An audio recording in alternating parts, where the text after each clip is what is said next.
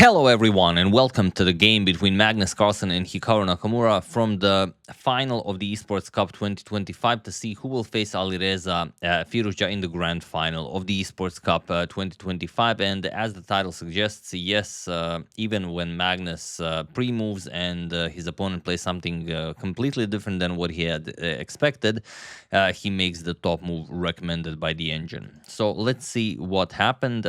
Magnus with white opens with pawn to d4, and for those of you who are maybe just joining us, this is a very intense format. It's 10 minutes per player, 0 seconds increment, so if you get low on time, it's not going to be easy, especially against strong players like these, as they can just make moves without drawing the game, and you're going to lose on time. So you have to be very careful how you control your time. So Magnus goes d4. We have d5 by Hikaru and pawn to c4. The queen's gambit is on the board, and Hikaru replies with the 8th most popular continuation, and that is pawn to c5. This is the Austrian variation on how to counter the queen's gambit. And Magnus didn't really think a lot. He was like, okay, doesn't look like anything spectacular, and he played c captures on d5. Even though it's the 8th most popular, obviously you have to know what is the strongest reply. Hikaru plays queen captures, and now pawn to e3. Even though the queen is on d5, the standard knight c3 would be a bit premature here, as your d4 pawn is hanging. So here pawn to e3, Hikaru plays pawn to e6, and now knight to c3. Hikaru goes back, knight to f3, and knight to f6. And there is a game, even in top-level chess, Richard Rapport played bishop to d3, and he defeated Shahriar Mamedjarov. It was a blitz game in 2019 in the St. Louis tournament, but here we have pawn to e4, and it is now, as of move 7, that we have a completely new game.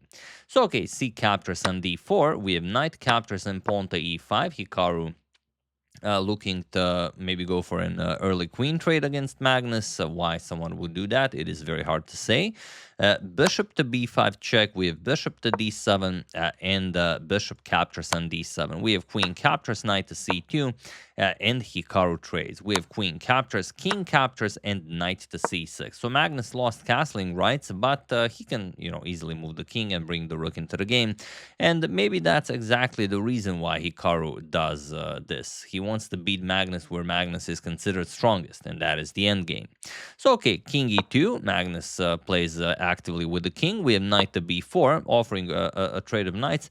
But if Magnus trades, then Hikaru gets to activate his bishop for free, and Magnus says, nope, we're not doing that. Knight e3, and the knight is eyeing that d5 and f5 squares, rook to c8, and rook to d1. We have bishop to c5, and knight to f5. A beautiful square for the knight, but not a lot of squares for the knight to go to after it's kicked away. So Hikaru just kicks it away, and rather than moving the knight right away, Magnus goes bishop to g5, as the knight on f6 is undefended. So Hikaru says, all right, rook to c6, a slight imprecision, and Magnus immediately punishes it in a most fancy way, and that is knight to d6 with check.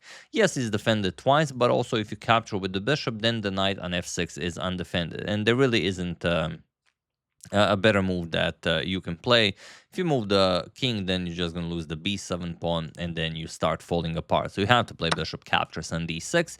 Magnus plays bishop captures on f6, and Hikaru castles king side. This gets his king to safety and also moves the rook from h8. We have rook a to c1 and rook f to c8. Hikaru doubles up on the c file and pawn to g4. Magnus wants to get this pawn all the way to g5 and have excellent control of the dark squares. We have knight back to a6. Rook to d5, Magnus activating his rook even further, controlling the 5th rank now, and knight to b4, attacking the rook, putting some pressure on a2, maybe it will be relevant later on, rook to d2, and bishop to f8, preparing to counter the bishop with maybe bishop to g7, pawn to g5 with bishop to g7, and Magnus declines the trade via bishop to e7. But Hikaru says, nope, your bishop is not staying there, Either trade and then or we repeat moves, and then I get the white pieces. So okay, Magnus trades. We have bishop captures, king captures, and rook c to d1. Now, of course, you have to be a little bit careful.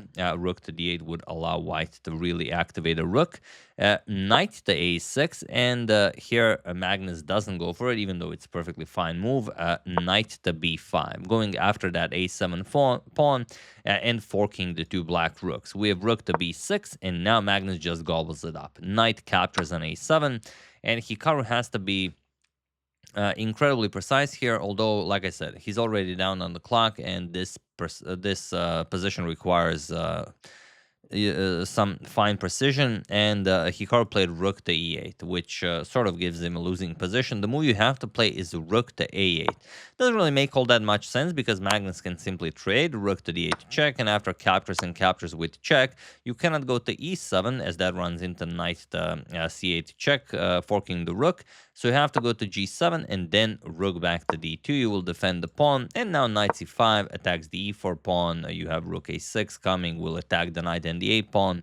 And also this knight can just come to e6 and then to d4 or f4, and that will be compensation enough.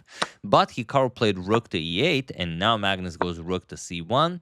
Knight to b8, getting the knight to a better position. We have knight to c8, attacking the rook on b6, and the rook to c6 now. Hikaru basically forces a rook trade, which is good for Magnus. We have rook captures, knight captures on c6, and knight to b6. We have knight to d4. Hikaru gives a check to Magnus's king, but king to e3. King to g7 and knight to d7. We have knight to e6 and pawn to h4, defending that pawn on g5. And okay, Hikaru is down a pawn, but also his position is not as great with the inactive king on g7. We have knight f4 and king to f3. We have pawn to h6. Hikaru trying to open up the h file to activate the rook a little bit. But knight captures on e5, removing the defender of the knight on f4. And now, okay, you could have also played captures on h6, but Magnus already decided that he will play fancy this game. H captures on g5, H captures, and now knight back to e6, putting pressure on g5, and now king to e3. Moving the king and inviting knight captures on g5, but okay, then you play pawn to f4 and everything is perfectly fine. So Hikaru went to rook to h8, and here Magnus played pawn to f4, and we reach the moment from the title of the video. I imagine this will be the title. Magnus pre-moved knight to f3 here, as he was expecting rook to h3 check, and then knight to f3 definitely makes sense. But Hikaru played rook to h4, and Magnus, as he already pre-moved it, played knight to f3, and he couldn't believe what he did, as this hung the f4 pawn. But interestingly, even though Hikaru played rook to h4, knight f3 is still the top move recommended by the engine if you allow the engine to crunch the numbers a little bit at higher depth. And now there's just no good reply. The rook is hanging, and if you capture on f4, you just don't care. You're just going to go knight d4, trying to overload the knight, so you're going to have to move the rook again, and after the rook moves, you'll just trade. For example, captures, you give a check, doesn't matter where the king goes, you pick up the b pawn, and now the a pawn marches forward and wins the game with the black king completely inactive. That's all there is to it. Even though you lose the g5 pawn, it doesn't matter. So Hikaru, after knight f3, played rook to g4, gets the knight out of harm's way, but now Magnus just continues with rook to d7, and Hikaru goes into the exact same line that we've just shown, only giving Magnus a tempo. Rook captures on f4, rook captures on b7, and now rook to g4. And there are many ways you could win this, but, just for fun, feel free to pause the video and find the hidden tactic while I give you a couple of seconds.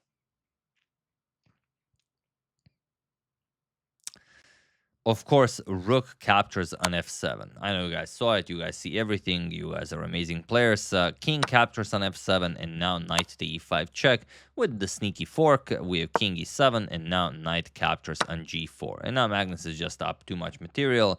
Knight captures on g5 was played, and pawn to a4. And being 2 pawns down, Hikaru decided to call it a day, and Magnus wins the first game. So it's a 4-game match. We'll see what happens, and as usual, I will keep you guys informed. So hope you enjoyed it. I would like to thank James White, Robert Pandey, Christian Medical and Professional Services, Peter Albert, and Rajesh Kota for your contribution to my channel. Thank you a lot. I really appreciate it. As usual, you can check two of my previous videos here. Thank you for watching, and I will see you soon. Continuing to check up on your wonderful suggestions and whatever else happens in the chess world. Thank you all. I will see you soon, and have an excellent rest of your day. And may we all play the top move recommended by the engine, by pre-moving even what we didn't really think our opponent will play. So that's just how good Magnus is. See you soon.